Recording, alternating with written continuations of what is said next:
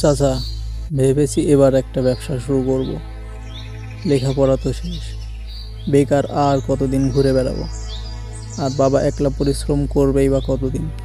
আরে বলিস কি, তুই তো একটা শিক্ষিত ছেলে, তুই চাকরি করবি, তুই ব্যবসা করবি কেন? রহিম চাচার মুখে এমন একটি কথা শুনে রামু মনটা ভারী করে বাড়িতে ফিরে আসে। চাচা যে বলল, চাকরিটা আমি কোথায় পাবো? আবার ব্যবসা করতেও টাকার প্রয়োজন, কি যে করি।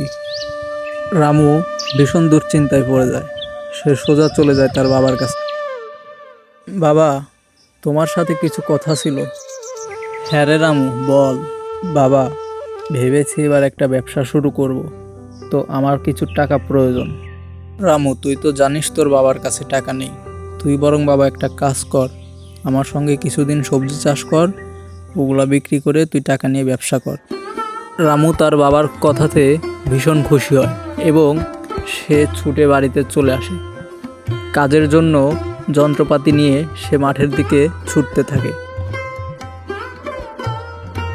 অল্প সময়ের মধ্যেই রামু মাঠে চলে আসে এবং তার বাবার সঙ্গে কাজে লেগে যায়। কাজ শেষ হলেই সন্ধ্যা নেমে যায়। রামু আর রামুর বাবা বাড়িতে ফিরে আসে। দেখতে দেখতে বেশ কিছুদিন কেটে যায় এবং রামুদের সবজিগুলা বিক্রির জন্য বাজারে নেওয়ার প্রস্তুতি শুরু হয়। যা বাবা রামু, এগুলা বিক্রি করে আস। রামু বাজারে গিয়ে সবজিগুলা ভালো একটা দামে বিক্রি করে এবং একজন দোকানদারের সাথে পরামর্শ করে ব্যবসা শুরু করার। পরবর্তীতে সে তার বাবার থেকে পরামর্শ নেয় এবং ব্যবসা শুরু করার জন্য প্রস্তুতি নেয়। রামুর ব্যবসা শুরুতেই ভালো চলছিল। হঠাৎ একদিন রামুর চাচা আসে। আরে রামু, দেখি ব্যবসা শুরু করে দিয়েছিস, কেমন চলছে তোর ব্যবসা?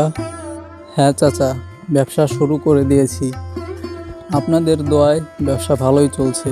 আমাদের ছোট্ট গল্পটি আজকের মতো এখানেই শেষ।